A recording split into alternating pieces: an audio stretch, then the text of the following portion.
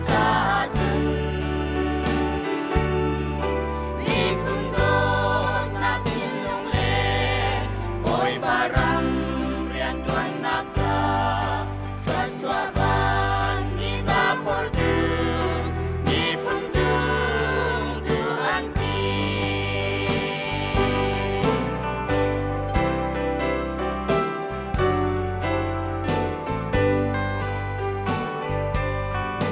Boy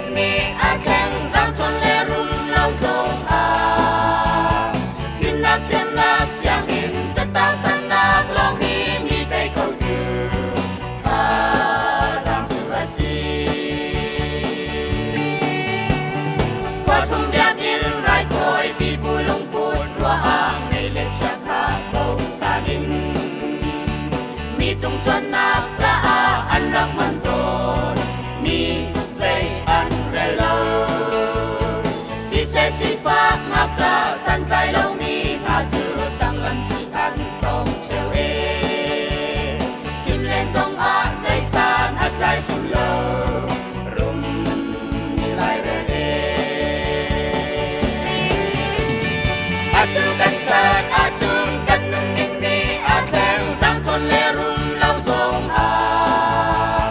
ฟิมนักเสียมนักเสียงอินจะตั้งสัน